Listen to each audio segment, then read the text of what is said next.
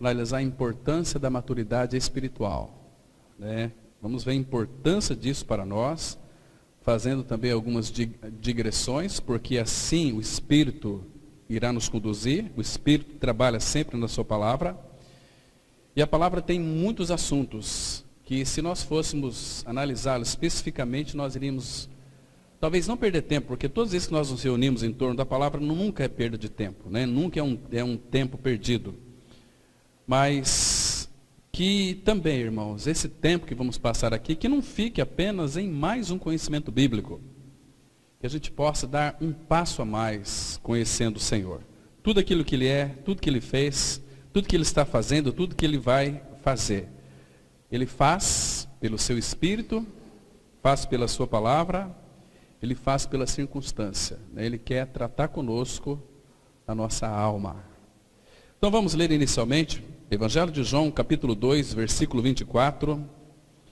Em verdade vos digo, se o grão de trigo caindo na terra não morrer, fica ele só, mas se morrer, produz muito fruto. Vamos ter uma palavra de oração. Pai Santo, graças te damos pelo privilégio de mais uma vez sentarmos, ó Pai, aos pés do Senhor Jesus Cristo, para ouvir a tua voz, a tua palavra. Pai, tu sabes que nenhum de nós há capacidade para compreender a tua palavra, porque tu és um Deus que se oculta. Pai, mas para que ela seja revelada, o Senhor mesmo precisa colocar em nosso interior um profundo anseio, para que então conheçamos o Senhor.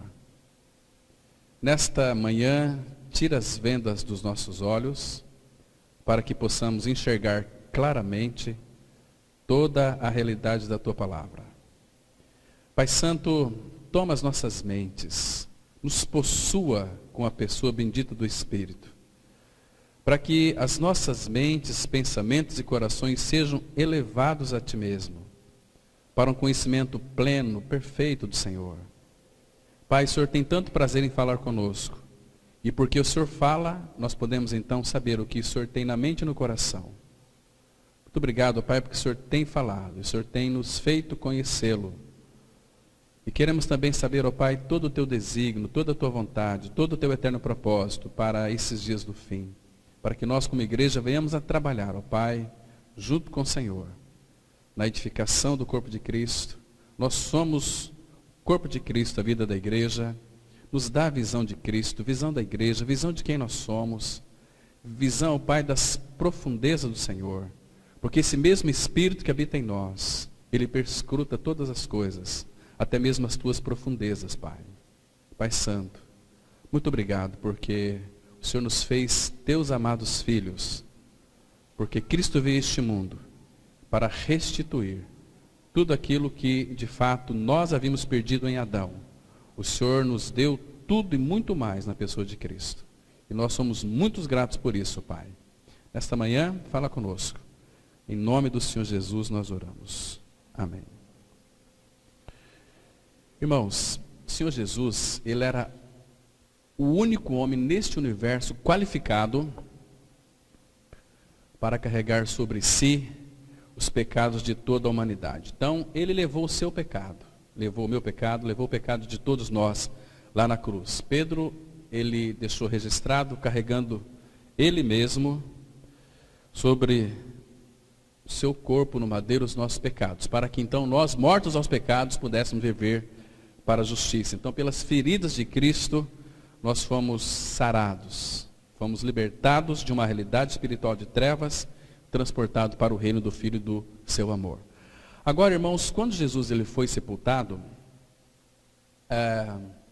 eu penso e creio, segundo o meu entendimento, que todo o universo ficou numa expectativa tremenda. Porque antes de Jesus Cristo vir a este mundo, de ir para a cruz e morrer, muitos daqueles heróis daquela época, muitos daqueles grandes homens de Deus, eles morreram e não voltaram da sepultura. Ficaram na sepultura. Mas, irmãos, depois de 3 dias, toda aquela agonia, toda aquela angústia, todo aquele suspense acabou. Porque o Pai então trouxe Jesus Cristo dentre os mortos. Deus o ressuscitou. E a palavra fala que ele foi visto por muitos irmãos. Né? No terceiro dia ele voltou dos mortos para nos dar vida, para afiançar então, irmãos, a nossa filiação. Porque a ressurreição é aquilo que de fato vai afiançar a nossa filiação na pessoa de Cristo. Isso significa que a nossa conta, ela foi inteiramente paga. Foi paga plena e perfeitamente. A palavra vai mostrar isso em diversos textos das Escrituras Sagradas, sempre apontando para uma vida de ressurreição. Não podemos ficar na morte, irmãos. Né? A morte foi para que o nosso pecado então fosse removido. Mas, irmãos, ele ressuscitou e nos incluiu naquela ressurreição, nos ressuscitando juntamente com ele. Agora, você tem certeza de que a tua dívida foi paga lá naquela cruz? Claro que ela foi. Você foi plenamente justificado, porque o justo foi quem nos justificou. Então, ele nos justificou. A palavra justificado, ela significa como o Pai, quando contempla-nos, ele não vê em nós nenhuma dívida, não vê nenhum defeito, porque ele já aceitou aquilo que o Cristo, teu amado Filho, fez no Calvário por cada um de nós. Jesus provou na cruz a morte, a nossa morte. Ele experimentou, ele provou ali na cruz por cada um de nós, para que nós nunca mais viéssemos experimentar a morte, né? Então, nós temos uma causa muito grande, irmãos, de nos alegrar, porque ele ressuscitou, foi por causa da nossa justificação. Vamos abrir esse texto? Em Romanos, capítulo 4, a palavra, ela traz aqui, irmãos, 2 versículos que são tão preciosos aos nossos corações. Vai mostrar esta causa no qual nós nos tornamos filhos e fomos justificados. Romanos capítulo 4, versículo 24 e 25, o contexto aqui ele está falando de Abraão, porque nós estamos plenamente convictos de que ele era poderoso para cumprir o que prometera, quando então Deus disse que para Abraão oferecer seu filho, e Abraão, já na sua maturidade, iria oferecer o seu filho, mas aqui no versículo 24, vamos ler o 23 também. E não somente por causa dele, de Abraão, está escrito que ele foi levado em conta, mas também por nossa causa, posto que a nós, igualmente, nos será imputado, a saber, a nós que cremos naquele que ressuscitou dentre os mortos, a Jesus, nosso Senhor, o qual foi entregue por causa das nossas transgressões, e ressuscitou por causa da nossa justificação. Presta atenção aqui que no versículo 24, ele nos aponta para algo aqui tão específico. A nós que cremos. Irmãos, isso significa que não adianta nós termos um conhecimento bíblico, nós podemos conhecer a Bíblia, sem crer na Bíblia. Sem crer no Senhor. Então nós que cremos, a palavra cremos aqui significa que estamos unidos a Ele. Não, a palavra de Deus, ela é tão preciosa para nós, porque tudo aquilo que está escrito está relacionado à nossa união com Ele. Então, Ele foi entregue sim, por causa. Qual era a causa? Das nossas transgressões, dos nossos pecados. E Ele ressuscitou, tem uma causa também, por causa da nossa justificação. Então, a certeza que eu e você temos que fomos justificados, sem nenhuma culpa, é a ressurreição de Cristo. Entende? Então, quando cremos no Senhor, nós fomos justificados. Isso aqui independe de você crer ou de você não crer. É uma realidade. Então, Ele ressuscitou, é uma realidade. Então, eu creio, estou unido a Ele. Então, eu fui justificado, porque então a palavra de Deus diz. Porque, irmãos, Jesus está dizendo aqui, 2 vezes, em verdade, verdade vos digo, se o grão de trigo caindo na terra não morrer, fica ele só. Eu quero que você observe aqui essa condicional, Em verdade vos digo, se. Então, isso aqui significa que o Senhor Jesus não foi forçado a morrer numa cruz. Se envolvia a voluntariedade do Filho em se fazer carne. Se, então ele quis. Porque, irmãos, ele não precisava descer a este mundo, se encarnar, ser separado do Pai lá naquela cruz. Se ele, caindo na terra, se ele não morresse, ele não precisava ter morrido. No Monte da Transfiguração, vocês se lembram? Que ele, quando foi transfigurado, ele poderia dar um passinho para a glória, nos deixar aqui mortos espiritualmente. Mas ele quis morrer. Ele veio para morrer. Então, ele caiu na terra, mas ele morreu. Porque se ele não morresse, ele ficava só. No sentido só que não ele sozinho, mas ele tinha o Pai e o Espírito Santo, numa comunhão perfeita. Mas ele quis morrer. Irmãos, deixa eu mostrar para vocês. Abrem Lucas, capítulo 9. Olha que versículo maravilhoso. Nós temos aqui, Lucas 9, versículo 51. Porque quando chegou o tempo de Jesus voltar para a glória, ele não quis voltar. Porque ele veio para morrer. Ele tinha convicção disso. Então, porque estava determinado para ele morrer. Ele se determinou a morrer, né?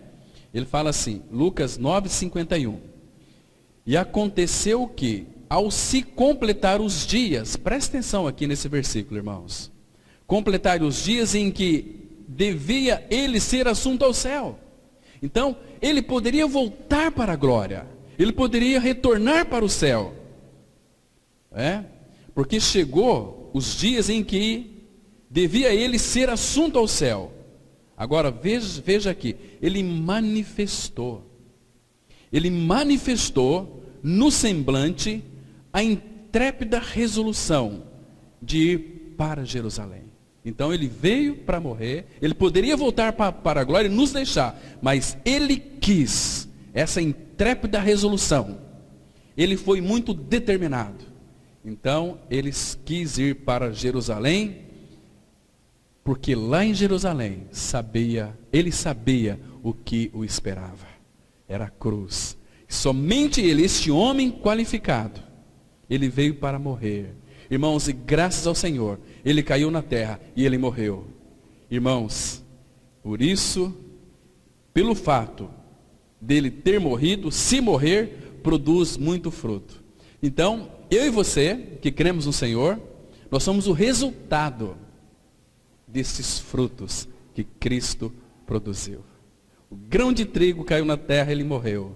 O verbo se fez carne, caiu na terra, se encarnou, mas ele morreu. E ele morreu, ele produziu então muitos frutos. E você é um fruto da morte de Cristo, da ressurreição de Cristo. Ele ressuscitou por causa da nossa justificação. Irmãos, o profeta Isaías já havia profetizado esse versículo aqui. Olha que lindo, olha como a palavra de Deus ela é tão perfeita. Abra em Isaías 53, versículo 10 a 12. Livro do profeta Isaías, capítulo 53. Vamos ler do 10 até o 12. Veja que lindo aqui, irmãos. Diz assim a palavra. Isaías 53, de 10 a 12. Diz assim: Todavia ao Senhor agradou moê-lo, fazendo-o enfermar. Quando fala aqui, irmãos, dá uma ideia assim que parece que o pai é um pai assim, carrasco, é um pai sádico, um pai que quer ver o filho sofrer, mas não foi isso. Nós temos que aqui interpretar como está de fato no original. Quando fala que o pai agradou moê-lo, o que isso significa? Significa que naquela cruz o pai julgou o meu e o seu pecado em Cristo. Estão me compreendendo, irmãos? Que ele tomou sobre si toda a ira de Deus, que era nossa. Estão me compreendendo? Então, o pai agradou, então o pai ficou satisfeito, porque o pai cumpriu a sua justiça lá na cruz. Porque o salário do pecado é a morte. Então, lá na cruz, agradou moê-lo, fazendo enfermar, quando der ele a sua alma como oferta pelo pecado. Agora veja aqui, verá a sua posteridade, prolongará os seus dias, e a vontade do Senhor prosperará em suas mãos. Qual que era a vontade do pai? A vontade do pai era ter uma família de muitos filhos. Hebreus vai dizer exatamente isso. Conduzindo muitos filhos à glória. Versículo 11. Veja aqui, irmãos. Presta atenção. Aprecia isso. Ele, o nosso Senhor Jesus, verá o fruto do penoso trabalho de sua alma e ficará satisfeito. O meu servo, o justo, com o seu conhecimento, justificará a muitos. Não todos, mas a muitos, porque nem todos vão crer. Porque as iniquidades deles levará sobre si. Agora, olha o 12. Por isso, eu lhes darei muitos como a sua parte. Por isso que Jesus falou lá em João 6, todo que o Pai me dá, virá a mim. E o que vem a mim, de maneira nenhuma eu lançarei fora. Então, Pai, se você creu, é porque um dia eu ouvi a palavra, então eu pude crer. Não, meu irmão. Porque o Pai pegou você e deu para o Filho. O Pai chamou você pelo teu nome e falou, olha, creia naquele sacrifício. Eu e você, nós somos escolhidos. Que privilégio nosso. Irmãos, pensa um pouquinho que nós somos habitados pelo Deus Pai, Deus Filho e Deus Espírito Santo. Nós temos uma vida que não se acaba mais. Irmãos, isso é um cristianismo autêntico, genuíno e verdadeiro. Então, eu lhes darei muitos como a sua parte, e com os poderosos repartirá ele o despojo, porquanto derramou a sua alma na morte. Foi contado com os transgressores, contudo, levou sobre si o pecado de muitos, e pelos transgressores intercedeu. Ele intercedeu por nós. Irmãos, que precioso. Percebe aqui, então, se o grão de trigo caindo na terra não morrer, fica só, mas se morrer, produz muito frutos. E eu e você que cremos no Senhor, somos o produto da obra da cruz, daquele penoso trabalho no qual ele passou ali. Então, irmãos, esses homens, essas mulheres que ele produziu muito fruto, nós somos os frutos da obra da cruz de Cristo. Você sabe que o apóstolo João, ele nos viu. Você sabe que o livro de Apocalipse, ele é um livro que fala das coisas que em breve irão acontecer. Agora imagina o privilégio que teve João, quando ele contemplou todo o povo. João, quando ele viveu aqui nas faces da terra, segundo alguns estudiosos, morreu com 90 anos. Ele foi exilado lá na ilha de Patmos. Então lá ele teve aquelas visões lindas do Senhor. O Senhor o arrebatou para que ele então pudesse escrever, testificar tudo aquilo que o Pai tinha no coração para a vida da sua igreja. E tem muitas pessoas que têm medo de ler Apocalipse. É um livro tão lindo, tão gostoso de ler, tão edificante, que fala da vitória do Cordeiro, do casamento do Cordeiro, do triunfo da igreja. É maravilhoso. Mas tem muito enigma. Gente, não se preocupa com isso não. Procura encontrar Cristo ali, procura ver a igreja ali, procura ver você. E eu acho que João nos viu lá. Será que quando João viu, teve aquela visão, será que ele nos viu? Olha que coisa interessante. João viveu quase 2000 anos atrás. Mas eu penso que quando a gente for se encontrar com João, sabe que talvez ele vai dizer para nós, olha, eu já te vi. Eu já te vi. João, quando que você me viu? Nesse dia aqui hoje. Porque quando foi arrebatado, pelo Espírito para contemplar as coisas que breve iriam acontecer, eu também contemplei vocês. Vocês querem ver onde é que nós estamos ali em Apocalipse? Abra lá no capítulo 7. Olha o que João viu, irmãos. Que coisa maravilhosa. Espero que ele tenha nos visto lá, Espero que ele tenha te visto. Porque é uma visão das coisas que em breve irão acontecer. E a Bíblia é tão clara, porque aqui é a visão daqueles que já foram glorificados, E ainda nós não estamos glorificados. Romanos vai dizer que nós já fomos glorificados. Pela fé nós já estamos glorificados, porque aquele que chamou, a esses também glorificou, diz lá em Romanos 8. Mas aqui Apocalipse capítulo 7, versículo 9, veja o que João viu. Ele viu isso aqui, olha. Depois destas coisas, 7:9 de Apocalipse. Depois destas coisas vi. E eis grande multidão que ninguém podia enumerar. Então, isso aqui significa que é gente de todas as nações. Talvez ele viu gente aqui da nossa cidade, Sidrolândia, viu outros irmãos de outras cidades, né? Do Brasil, do mundo inteiro. Então, por isso que é uma multidão que ninguém podia enumerar. Ele vai dizer, de todas as nações, tribos, povos e línguas, em pé, em pé. Olha onde é que nós vamos estar aqui, irmãos. Isso vai acontecer. Em pé, diante, olha aqui, diante do Cordeiro. Ele nos viu, como é que nós estávamos vestidos? Vestidos de vestiduras brancas. Esse é eu e você. Se você creu, se você tem convicção do seu novo nascimento. Entende, irmãos?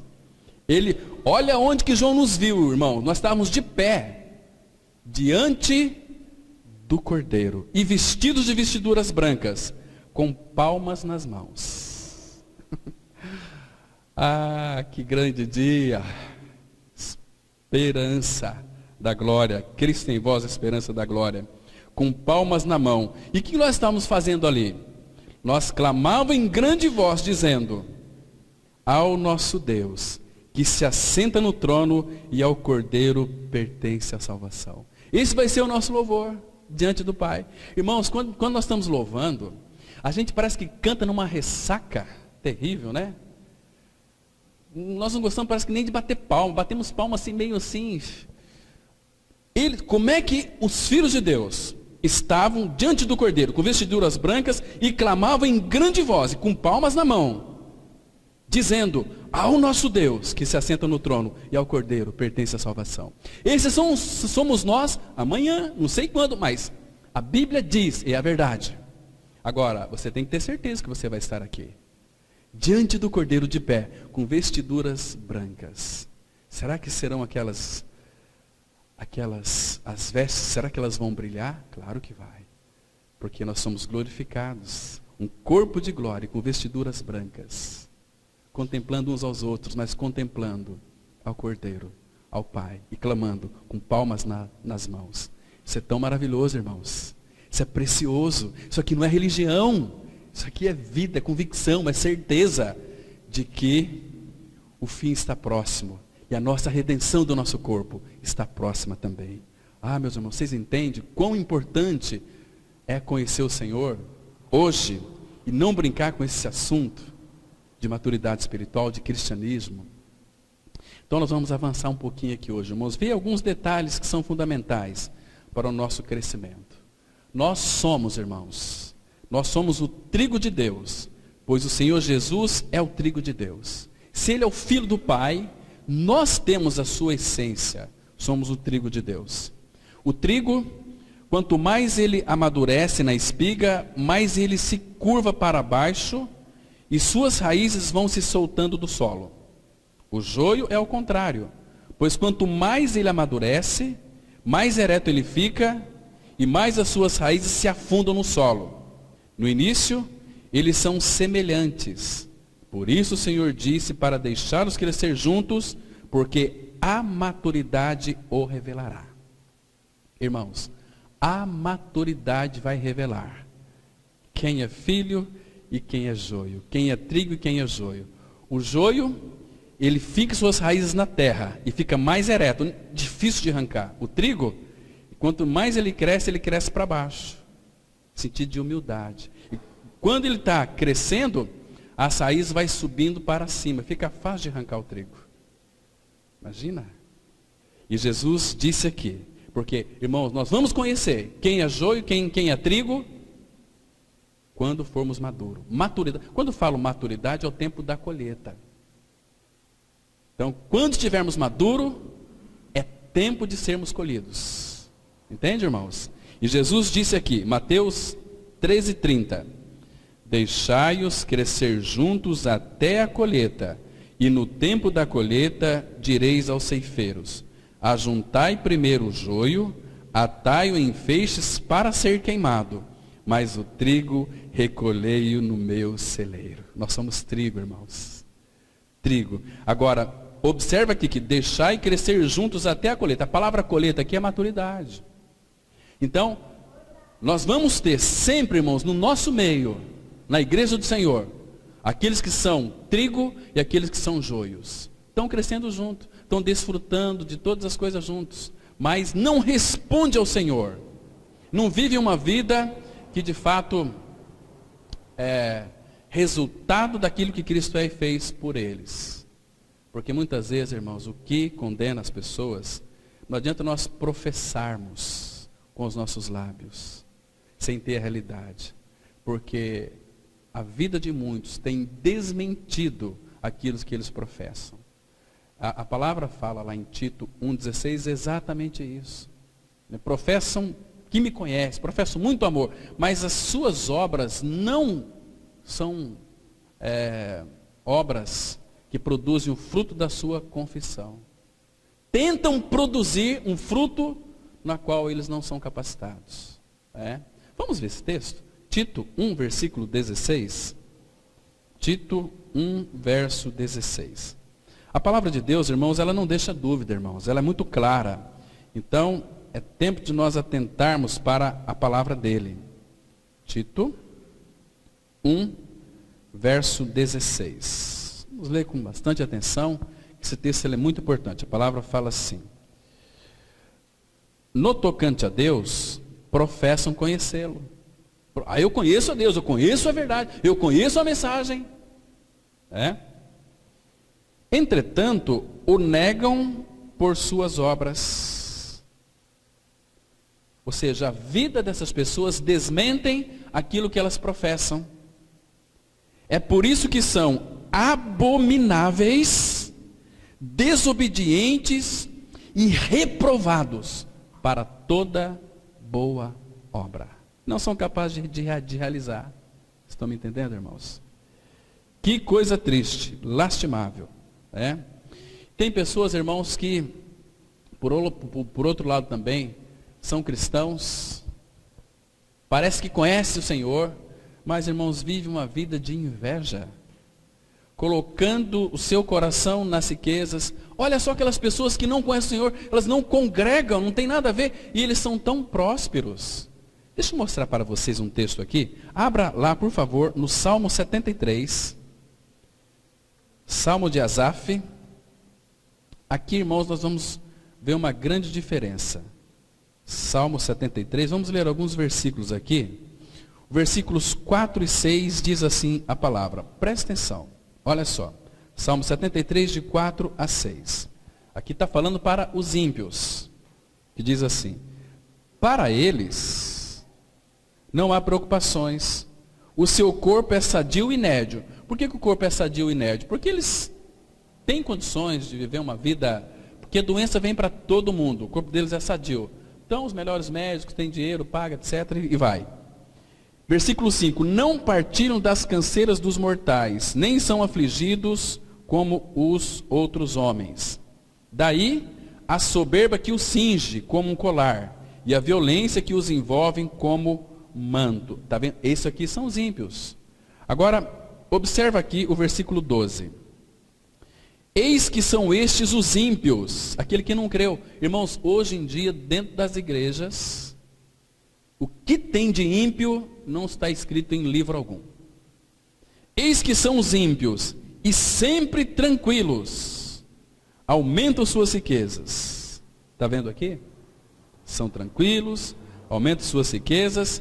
Agora, olha o versículo 16, presta atenção, 16 a 18. Em só refletir para compreender isso, achei muito pesada a tarefa para mim, até que entrei no santuário de Deus e atinei com o fim deles. Olha o 18. Tu certamente os pões em lugares escorregadios e os fazes cair na destruição. Agora, olha o versículo 27 e 28. Presta atenção aqui, irmãos.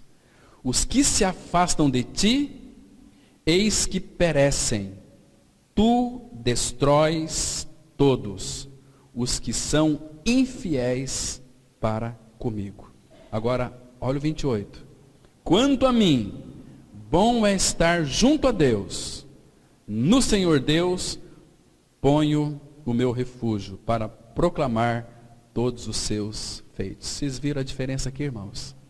Viram a diferença? Então, temos que fazer essa pergunta: eu sou joio ou sou trigo? Responder diante do Senhor. Irmãos, que é muito sério. Muito sério. Tem pessoas que não estão levando Cristo a sério. Não estão levando Deus a sério. Cuidado. Porque existe uma ressaca espiritual. Né? O que é essa ressaca espiritual? Nós não temos aptidão, não temos interesse em ouvir a palavra. Nós queremos fazer coisas que mexem com as nossas almas, que levantam as nossas almas. Isso não vai trazer nenhuma edificação. O Senhor é Espírito. E o Espírito não vai se manifestar, se revelar, agir, atuar fora da palavra. Irmãos, estamos vivendo uma época de evangélicos analfabetos de Bíblia. É uma geração perversa, diz Pedro, em Atos 2,40. Salvai-vos desta geração perversa. Onde, irmãos, nós vemos aí tantos e tantos joios. Né? Agora, aqui tem tantas lições. Se vocês lerem depois Mateus capítulo 13, quando Jesus então explica para os discípulos, porque eles queriam saber. Irmãos, e o Senhor só vai explicar se nós desejarmos saber. A palavra fala que o joio são os filhos do maligno. Mas estão lá, estão juntos, estão crescendo juntos. Agora a maturidade é que vai revelar se é joio ou se é trigo. Então quem semeou isso no meio do povo de Deus foi Satanás. Entende? Então vamos acabar com eles? Não. Ouviu o que o Senhor disse? Vamos deixar crescer juntos. Na maturidade, aí vai ser revelado quem é trigo e quem é joio. Mas quando eles estão crescendo juntos, eles são muito semelhantes, parece. Às vezes a gente vê assim, né? Fulano de tal frequenta lá aquela comunidade, né? Mas a vida daquele irmão não tem nada a ver. Quem diz que ele é filho de Deus? Porque está no meio do povo de Deus não significa que seja filho de Deus. Cada um sabe se é ou se não é filho de Deus. Porque o Espírito de Deus testifica com o nosso espírito que somos filhos de Deus. Entende? Irmãos, todo joio não tem compromisso com o Senhor e com a sua palavra. Às vezes tem compromisso com a igreja em fazer coisas, fazer obra e aquilo que satisfaz. Às vezes nós vamos para o culto para satisfazer a nós mesmos. Hoje o culto foi uma bênção. Meu irmão, o culto não foi para você. O culto tem que ser oferecido ao Senhor. Ai, como eu gosto daquele louvor. Não é para nossa satisfação, é para louvar o Senhor. É precioso.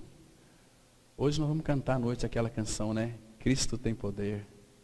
Cristo tem poder. Mas sabe por quê? O que me chama mais atenção naquele cântico ali é um pedacinho que diz assim: Cristo está fazendo, fez e vai fazer, só não faz na sua vida porque você não crê. Ele quer fazer, ele fez, está fazendo e vai fazer, mas não faz na sua vida porque você não crê. Nós vamos ouvir muito hoje à noite aquela canção, que é uma pregação. Cristo tem poder, Cristo tem poder, Cristo tem poder. Por quê? Por que ele ressuscita? Porque Cristo tem poder. Por que ele faz? Porque ele tem poder. E por que ele não faz na sua vida? Porque você não crê. Quando nós cremos, ele faz. Né? O andar com Deus revelará quem realmente nós somos. Se tivermos um ambiente com pouca luz, nós não iremos perceber as minúcias das sujeiras naqueles cantinhos de paredes que ninguém limpa. Mas quanto mais a luz do ambiente é clara e nítida, mais nós veremos sujeira onde não imaginávamos. É desta maneira que funciona a nossa relação com Deus. Vamos ler aqui, Salmo 36, versículo 9. Pois em ti está o manancial da vida, na tua luz vemos a luz. Irmão, nós temos uma tendência assim de pensar, né? Eu me conheço tão bem, né? Nós não nos conhecemos, irmãos. Nós só podemos nos ver na luz do Senhor. Quando o Senhor, então, Ele abre o nosso coração, na luz dEle, nós podemos nos enxergar sem ficarmos doidos. Porque quando a gente olha para nós mesmos, irmãos, Quando a gente tem um encontro conosco mesmo, a primeira coisa que você vai ficar é depressivo. Por que nós nos deprimimos? Porque a gente começa a contemplar muito a nós mesmos. A gente não vê saída. Puxa vida. E a gente começa a ver que não tem saída para nós, então a gente se deprime. Aquela tristeza mórbida, né? Uma alma totalmente assim, voltada para si. Não encontra caminho. Mas quando o Senhor abre o nosso coração, sobre a luz dele, não temos que temer. Ele vai mostrar quem nós somos. Mas ele diz o seguinte: olha, eu quero fazer uma cirurgia nesse teu vazio. Eu quero substituir esse teu vazio por mim. Eu sou aquele que te satisfaz plenamente. Ele quer fazer isso conosco, né? Então, irmãos, muito cuidado com esse detalhe aqui, para ver a sua vida em sua própria luz. Porque tem muitas pessoas que andam na sua própria luz. Tem jeito de nós andarmos na nossa própria luz? Claro que tem. Que a palavra fala como que tição, faísca, ela logo se apaga. Porque a palavra fala que a luz, a nossa luz, a luz dos perversos, logo se apagará.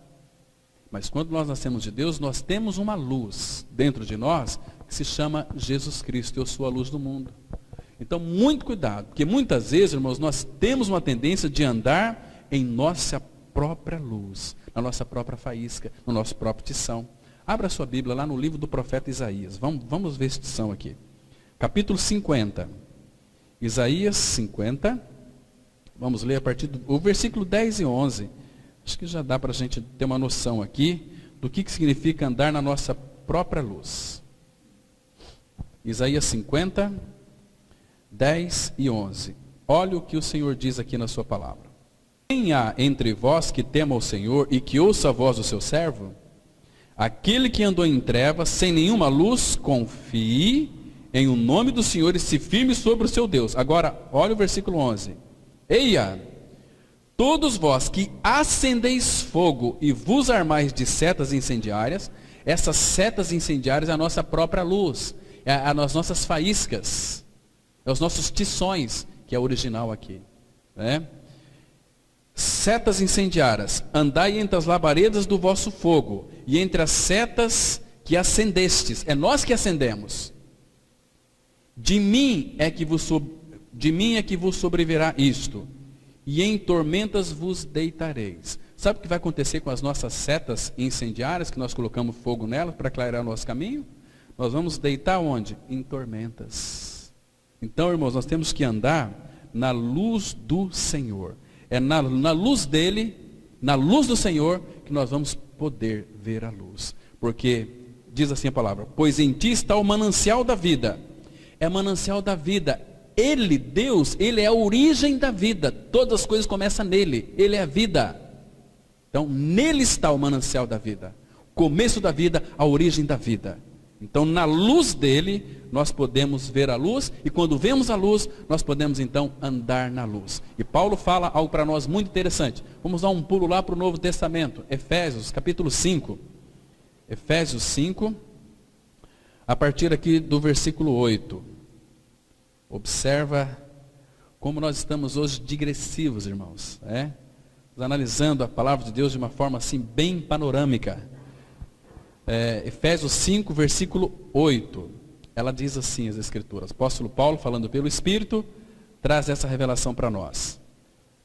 Pois outrora, graças a Deus, que é outrora eres trevas. Porém agora sois luz no Senhor. Andai como filhos da luz.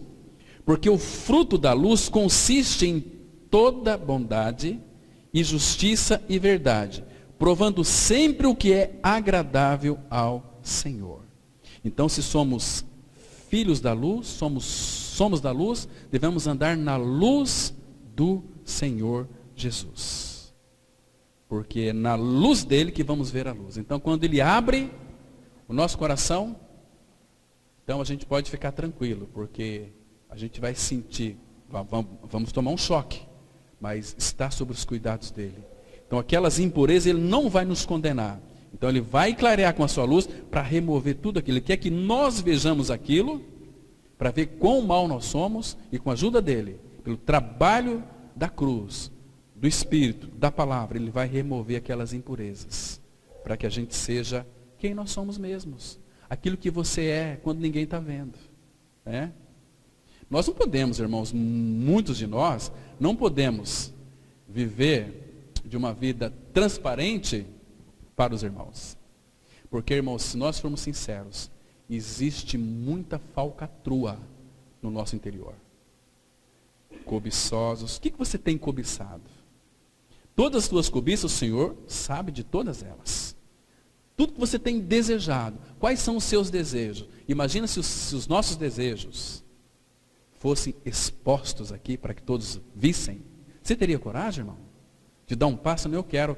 Pode projetar minha mente e meu coração. Tudo que está no meu coração, eu quero que todos vejam. Meu Deus. Imagina aqueles pensamentos que você tem aí quando está sozinho. É terrível, irmão. Mas tudo está diante do Senhor. Então, quando Ele abre o nosso coração, Ele derrama luz sobre as nossas trevas, para mostrar, Ele quer que nós saibamos quem nós somos. Nós queremos ocultar as coisas de nós mesmos. Isso é um engano terrível. Quem que a gente está enganando? Ao Senhor? Não, a nós mesmos. Então, nele está o manancial da vida. Ele é a nascente da vida. Então, irmãos, o coração do homem é totalmente enganoso e desesperadamente corrupto, mais do que todas as coisas. Portanto, não brinque com o seu coração, pois ele é capaz de passar a perna em você. Vocês se lembram da máxima dos filósofos antes de Cristo? Era assim: conhece-te a ti mesmo. Mas se isso fosse possível, todos nós estaríamos internados num hospício. Se você conhecer por você mesmo quem é você mesmo, você vai para o hospício. Logo, logo. É somente na luz de Deus que podemos nos conhecer. Alguém já disse que o coração do homem é um inferno em miniatura. O nosso coração só pode ser aberto debaixo da luz graciosa de Deus, pois somente Ele conhece o nosso coração. Vamos ler aqui Jeremias 17:10, na Bíblia Viva, que diz assim: somente o Senhor sabe, Ele examina cuidadosamente o coração e os pensamentos do homem, para dar a cada um a justa recompensa, conforme a vida que o homem levou. Está vendo aqui, irmãos? Que coisa mais preciosa. Só Ele sabe, só Ele conhece, né, o coração e o pensamento dos homens. Ele esquadrinha, Ele perscruta. Por isso que aquele grande conselho, gosto muito daquele versículo, irmãos. Vamos abrir lá, em 1 Crônicas 28, versículo 9. Quando então Davi dá aquele precioso recado para seu filho Salomão. Veja o que Davi passou para seu filho. 1 Crônicas, capítulo 28, vamos ler só o versículo 9. Olha que interessante aqui. Que conselho. Porque Davi, ele já havia sido enganado pelo seu próprio coração, quando cometeu o pecado com Batseba, adultério, e quando matou também Urias. Então ele passou aqui um conselho tão precioso para seu filho Salomão. Ele diz assim, 1 Crônicas 28, versículo 9. Tu, meu filho Salomão, conhece o Deus de teu pai, e serve-o de coração íntegro e alma voluntária. O Senhor não quer que o servimos de uma forma que seja contra a nossa vontade. De uma forma voluntária.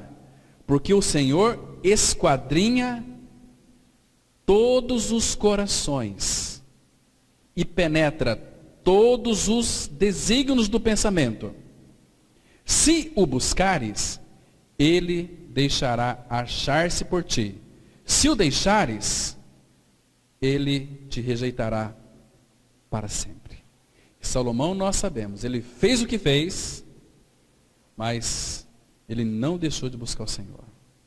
Eu sei que tem muitas pessoas que já mandou Salomão para o inferno, não é?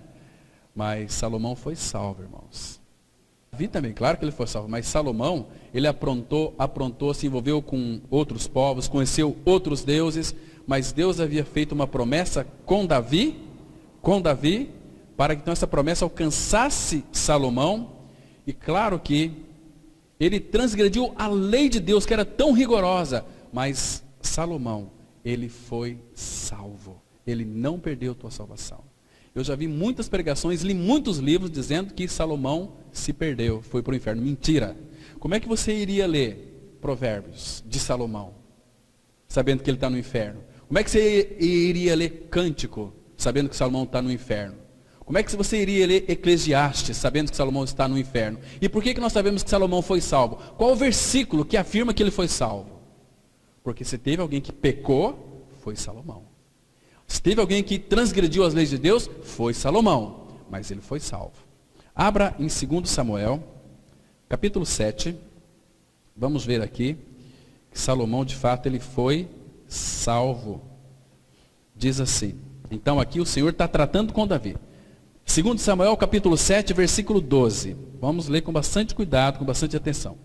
Olha o que a Bíblia diz aqui. Deus falando para Davi. 2 Samuel 7, verso 12. Quando teus dias se cumprirem e descansarem com teus pais, então farei levantar depois de ti o teu descendente, que era Salomão. E Salomão também era uma figura de Cristo. Teu descendente. Descendente de Davi era Salomão. Olha só. Que procederá de ti e estabelecerei o seu reino. Claro, aqui que é Salomão, mas também Cristo. Este Salomão edificará uma casa ao meu nome, e eu estabelecerei para sempre o trono do seu reino. Olha aqui, versículo 14. Eu lhe serei por pai. Está vendo? E Deus nunca vai desfilhar os seus filhos, irmãos. E eu lhe serei por pai, e ele me será por filho. Se vier a transgredir, e ele transgrediu, castigá-lo-ei com varas de homens e com açoites de filhos de homens. Mas a minha misericórdia se não apartará dele, como retirei de Saul, a quem tirei diante de ti. Está vendo aqui, irmãos? Está claro que, ainda que Salomão foi uma pessoa péssima, o rei mais rico, homem que uma sabedoria inigualável, transgrediu, experimentou tudo, mas chegou no final da sua vida, depois que ele teve muitas riquezas, muitas mulheres, muita sabedoria. Sabe o que ele disse para nós em Eclesiastes, capítulo 12? Duas coisas. O dever de todo homem, conhecer a Deus e guardar os seus mandamentos. Esse é o dever de todo homem. Né? Porque tudo que ele experimentou, ele disse assim, é bolha de sabão, é vaidade. Vaidade, vaidade, diz o pregador. E tem muitas pessoas indo atrás de bolha de sabão. Né? As crianças, né, pegam aquelas bolhas de sabão e sobra aquelas bolhas bonitas, coloridas, rela nela, pum, acabou. Assim é uma vida de pessoas que estão buscando as coisas de Deus e não o Deus das coisas. É muito diferente. Né? Então, irmãos, nosso Senhor aqui, Ele esquadrinha cuidadosamente o coração e os pensamentos do homem. Vamos avançar um pouquinho mais. Então, somente o Senhor penetra o nosso coração e somente Ele prova os nossos pensamentos. Se nós entendemos realmente que estamos em Cristo, então nós podemos responder a esse convite sem medo, que Ele sonde o nosso coração. No Salmo 139 ele faz aquela oração: sonda-me, ó Deus, e conhece o meu coração. Vê se há em mim algum caminho mau, guie-me pelo caminho reto. Então, temos que convidar o Senhor para que sonde o nosso coração. Por quê? Porque já fomos cobertos pela justiça e santidade do nosso Senhor Jesus Cristo. Então podemos andar com Deus num companheirismo significativo, sabendo que essa luz majestosa não irá nos exterminar. Você tem andado com Deus? Como você tem andado com Deus? Vamos ler aqui Miqueias 6, versículo 8. Ele te declarou, ó homem, o que é bom e o que é que o Senhor pede de ti. Que pratiques a justiça e ames a misericórdia e andes humildemente com teu Deus. Irmãos, que coisa mais preciosa. Primeiro, o que o Senhor pede de nós? O que Ele pede de nós? Primeiro, que pratiques a justiça. Fazer aquilo que é justo, fazer aquilo que é reto. E nós temos na palavra os mandamentos dele para nós praticarmos. Mas essa prática é dada a nós pela suficiência do Espírito que habita em nós. É o Espírito que fará com que a gente vai obedecer, vai andar. Então, o que é praticar a justiça? É você fixar os teus olhos na palavra e obedecer aquilo que está escrito. Mas não é obedecer na camisa de força. Nós não vamos conseguir. O Espírito nos foi dado para que pelo Espírito, na suficiência do Espírito, nós iremos conseguir obedecer. Porque o obediente é Ele, não nós. A nossa história é a história de desobediência. Adão foi um desobediente. Então, nós somos em Cristo obedientes. Mas a obediência a Ele não é nós. E andes com o teu Deus. Irmãos, Enoque, ele morreu com 365 anos. Ele andou com Deus, a palavra fala que ele andou com Deus 300 anos. Esses 65 anos que ele não tinha conhecido o Senhor, não foi contado. Vamos lá para Gênesis capítulo 5, deixa eu mostrar para vocês esse princípio aqui que é importante. Que Deus só vai contabilizar na sua vida aquilo que você é com Ele. Se você está em união com Ele, a partir do dia em que você creu, em seu novo nascimento em Cristo, Deus começa a contabilizar a sua vida diante dEle. Gênesis 5, 21 e 22. Olha o que a Bíblia diz aqui, presta atenção. Versículo 21 diz assim: Enoque viveu 65 anos e gerou a Metusalém. Ele viveu, 65 anos. Olha o 22. Andou Enoque com Deus, e depois que gerou a Metusalém, viveu 300 anos, e teve filhos e filhas. Está vendo aqui? Percebe? Todos os dias de Enoque foram 365 anos. Enoque andou com Deus 300 anos, e já não era, porque Deus o tomou para si. Então, irmãos, o que nós sabemos? Isso aqui, o apóstolo Paulo, ele vai interpretar Lucas, falado pelo Espírito, ele vai mostrar para nós, de uma forma tão clara, que o tempo que nós não caminhamos com o Senhor, não é contado diante de Deus. Sabe por quê? Em Atos 17:30, a Bíblia diz assim: não levou em conta os tempos da ignorância. Ele não leva em conta. O tempo que nós não éramos do Senhor, Ele não conta. Ele conta a partir do momento que nós somos filhos dEle, que nós, de fato, nascemos de novo. Vamos avançar mais aqui um pouquinho. Vocês sabem qual é o nome da nossa escravidão? Nós mesmos. Vocês sabem qual é o nome da nossa liberdade? O Senhor Jesus Cristo. Irmãos, quanto mais Cristo é formado em nós, mais nós vivemos realmente de maneira livre. Livres dos aplausos e livres das críticas. Livres da depressão e livres da soberba. Livres da abundância e livres da escassez. Nós podemos todas as coisas em união com aquele que nos fortalece. Filipenses 4, 12 e 13 diz assim a palavra: tanto sei estar humilhado, como também ser honrado. De tudo e em todas as circunstâncias já tenho experiência, tanto de fartura como de fome, assim de abundância como de escassez. Tudo posso naquele que me fortalece. Está vendo aqui, irmãos, que coisa mais interessante? O apóstolo Paulo, ele expressa aqui uma convicção. Tanto sei estar humilhado. Nós falamos ontem com os jovens, à noite, na nossa reunião, que o apóstolo Paulo tinha uma alma tão tratada, que ele poderia ser humilhado. Ele aprendeu a ser humilhado. Então, quando ele era humilhado, isso não fazia nenhuma diferença para ele, porque ele sim, de fato, tinha uma experiência de não mais eu, mas Cristo. Às vezes nós falamos que é não mais eu, mas é Cristo. Irmãos, mas será que isso é uma realidade em nós? Será que quando nos humilha, alguém nos humilha, qual que é a nossa reação? Nós não sabemos ser humilhados, irmãos. Porque quando alguém nos humilha, a gente fica aí com uma cara de boi zebu. Nós fechamos a cara, nós ficamos com a cara de bravo, nós não queremos... Fica para lá e eu para cá. Isso não significa ser humilhado. E quando nós somos honrados então, Você sabe receber honra? Quando alguém te honra? Será que essa glória vai para Deus? Ou nós queremos essa glória para nós? Eu quero o aplauso, eu estou fazendo, eu faço, eu sou melhor. Olha aqui. Não, irmãos. Nós não sabemos ser honrados. Aquele irmão, Blaise Pascal, que era um matemático, um físico, tinha uma mente brilhante. Todas as vezes que ele ia atender alguém, depois que ele conheceu o Senhor, e pelo fato dele ter uma mente tão brilhante, um homem muito sábio, sabe o que ele fazia para atender as pessoas? Ele quebrava um galinho de roseira, cheio de espinho, colocava por detrás assim, da sua blusa e no sofá. Então quando ele começava a falar, e as pessoas começavam a dar glória para ele, ele encostava no sofá para que aquele espinho furava as costas dele, para ele saber quem ele era. Né? Nós não sabemos receber honra, irmãos. Quando as pessoas começam a nos honrar, nós achamos que somos o último biscoitinho do pacote. Nós somos os tais, olha, eu sou o tal. Irmãos, misericórdia. Nós temos que saber ser honrados e também ser humilhados. Isso aqui se aprende. Porque vai ter circunstância em que as pessoas vão nos humilhar.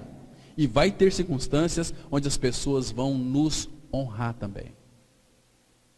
Um tempo atrás eu recebi um convite para ministrar para um grupo, creio vai ser de 200 pastores.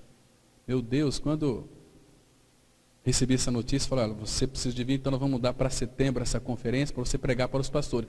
Mais de 200 pastores, vai vir pastores do Brasil inteiro. Olha só, eu fiquei todo feliz, falei, meu Deus. Aí fui comunicar com a minha esposa, né, olha, vai ter um encontro, vai ter mais de 280 pastores. Aí minha esposa falou, amor, por que você está se gloriando nisso? Isso aí te traz alguma alegria? Na realidade eu queria mostrar para ela que, olha, estou sendo requisitado. Misericórdia, Senhor. Se a glória não for para o Senhor, tira de mim. Não podemos ter glória. Então Ele nos ensina, muitas vezes, na glória, mas também na humilhação. Irmãos, quantas vezes já fui humilhado, e quantas vezes eu fui duro, escoiciava, mas agora aprendi. Aprendi o dia que fui pregar a palavra na casa de uma família. Pastor Cláudio, o senhor pode se retirar, nós não queremos ouvir essa palavra não, estamos cansados dessa palavra. Vocês só pregam isso. Falei, Senhor, glória a Deus. É mais fácil sermos humilhados, mas ser honrado é muito difícil. Porque nosso coração fica, eu sou o cara. Queridos, todas as vezes que o Senhor nos honrar, olha, se nós não sabermos administrar essa honra, irmãos, Ele vai furar a nossa bexiga. Vai nos deixar nós murchinho. Então, Senhor, tudo aquilo que o Senhor coloca nas minhas mãos é para a Tua glória. Quer comais, quer bebais, façais qualquer outra coisa, fazei tudo para a glória de Deus. E se a minha humilhação não glorifica a Deus, eu não aprendi ainda. E se as honras que as pessoas dão para nós não glorifica a Deus, nós não sabemos ser honrados. E Paulo fala aqui, aprendi a estar humilhado, também ser honrado. Eu sei porque ele aprendeu. Em todas as circunstâncias já tem experiência, tanto de fartura como de fome, assim de abundância como de escassez. Então eu posso todas as coisas naquele que me fortalece. Eu sou honrado é por causa dele. Eu sou humilhado é por causa dele. Isso significa, não mais eu, mas Cristo. Entende, irmãos? Que nós somos roubadores da glória do Senhor. Então vamos avançar um pouquinho mais aqui. Vocês se lembram aquele texto lá, que nós só vemos ele num aspecto positivo, né? Que fala assim, Romanos 8:32, que a palavra diz assim. Mas Deus, como é que está escrito lá em Romanos 8:32? Vocês se lembram? Fala para mim só ao começo da frase aí que eu já vou lembrar o versículo. Esqueci como é que fala aquele versículo. A palavra fala assim, então presta atenção, olha com bastante cuidado, porque aqui nesse versículo nós só vemos o lado positivo. Aquele que não poupou seu próprio filho, antes por todos nós o entregou. Aí ele faz uma pergunta, porventura não nos dará graciosamente com ele todas as coisas? Todas as coisas, a gente só pensa que vai vir para nós coisas boas. Mas, irmãos, também vai vir coisas que vai nos afligir, que vai nos humilhar. Ele vai dar para nós todas as coisas. E todas as coisas também envolvem humilhação. Entende? Para ficar claro. Vamos avançar. Precisamos rogar ao Senhor que opere a cruz profundamente em nosso interior, para arruinar o que precisa ser arruinado em nós, abater o que precisa ser abatido em nós. E Ele vai erguer, levantar, edificar o que precisa ser edificado em nós. Mas para isso há um se aqui, em Lucas 9, 23. Presta atenção, vamos ler juntos. Dizia a todos: se alguém quer vir após mim, a si mesmo se negue, dia a dia tome a sua cruz e siga-me. Está vendo aqui esse se? Esse se faz toda a diferença. Se alguém quiser vir após mim, se alguém. Então, esse se aqui é negar a si mesmo. É tomar a cruz e seguir o Senhor. É negar. O que é negar a si mesmo? É negar você, a tua alma. É negar suas vontades, seus desejos, seus gostos. Tudo em prol do Senhor. Irmãos, preste atenção aqui, por favor. Nós temos negado a nós mesmos, irmãos. Vamos ser sinceros diante do Senhor. Nós não temos negado. Nós fazemos a nossa vontade, não a do Senhor, irmãos. Por isso nós vivemos um cristianismo raso, um cristianismo superficial. Parece que não expressa a vida de Cristo. Um cristianismo ressacado. Porque tem muita gente que vive um cristianismo ressacado, que aos domingos de manhã prefere ficar em casa dormindo. Isso é ressaca. Né? Não cresce espiritualmente, não cresce, não amadurece. Vive um marasmo espiritual. E as vidas dessas pessoas são umas vidas miseráveis. Aí depende dos eflúvios da alma. Depende de bagunça, de festa. Se o culto for bem animado, aleluia, esse que eu quero para mim. Mas não é isso que o Senhor quer para você. Nós não vamos conhecer o Senhor no barulho, mas no silêncio. Sempre é no silêncio. Então a igreja não poderia ser edificada a não ser que Cristo cumprisse a sua obra na cruz do Calvário.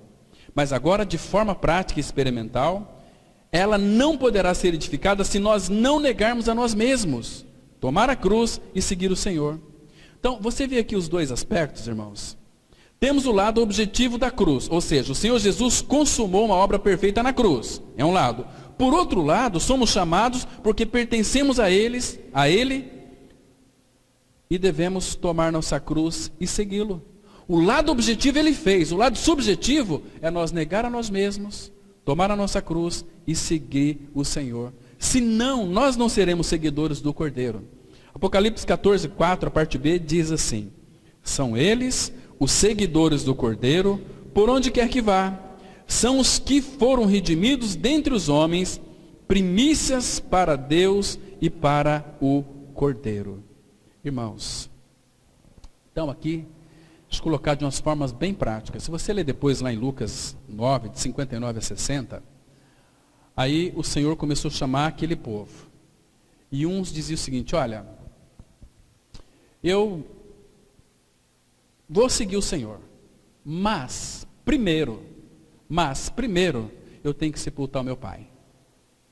O Senhor Jesus disse assim: olha, deixai os mortos que sepultem seus próprios mortos. Que negócio é esse? Se Ele tem a primazia na nossa vida, por que primeiro o meu pai? Senhor, eu quero seguir o Senhor. Né? Olha, os homens aí, os governadores, têm casas, têm lares, mas o filho do homem não tem nem onde reclinar a cabeça. Ele foi até mais baixo. As raposas têm covil, o passarinho tem seus ninhos. Mas eu, aqui nesse mundo, não tenho nada, nem onde reclinar a cabeça. E outro: Senhor. O Senhor chegou, chamou aquele pessoal: olha, eu quero te seguir, mas primeiro eu vou cuidar da junta dos meus bois, eu vou fazer isso, vou casar minha filha, depois não, o Senhor não quer o resto. Igual tempo atrás conversei com o Senhor, né? Ele falou o seguinte para mim: tem 58 anos, eu sou muito novo ainda, quando estiver mais velho, né, eu vou servir o Senhor. Puxa vida, você vai entregar para Deus que o bagaço da sua vida. O Senhor não quer um bagaço. Nós somos um bagaço. Ele nos quer hoje para Ele, né? Então essa ideia aqui, irmãos, de seguir o Cordeiro por onde quer que Ele vá. Porque se nós não negarmos a nossa própria vida, nós nunca vamos seguir Ele. Se a cruz não operar em nós, irmãos, sabe o que significa seguir o Cordeiro? Servir o Cordeiro? Abra lá em João, capítulo 12, Evangelho de João 12. Vamos ler aqui dois princípios fundamentais para a nossa vida, que se você entender isso aqui, você vai se alegrar muito. João 12, versículo 25 e 26. Observa aqui que texto maravilhoso. Essa ideia aqui de seguir o Cordeiro. A gente segue a Cristo da maneira que a gente acha mais adequada que é, né? Não, eu penso assim, é dessa forma. Queridos, vamos ficar com a palavra. E a Bíblia diz assim, versículo 25.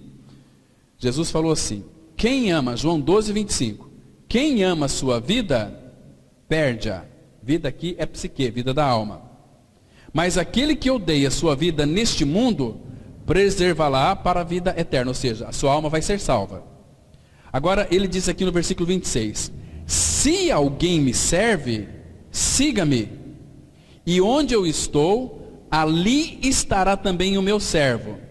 E se alguém me servir,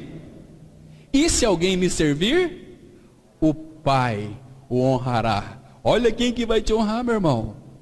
Simplesmente o Deus Pai, Criador da terra, céus e mar.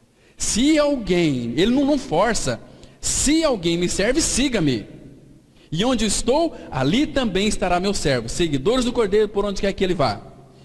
E se alguém me servir, meu irmão, vai ser honrado pelo nosso Pai Celestial.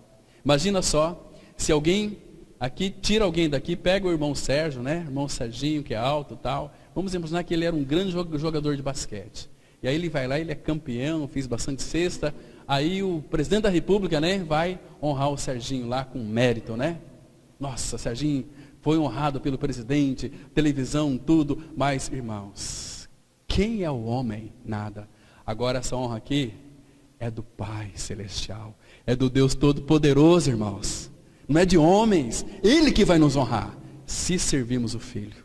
É tão importante, tão maravilhoso isso. Todo homem e toda mulher que creu em sua morte e ressurreição com Cristo é um cristão renascido.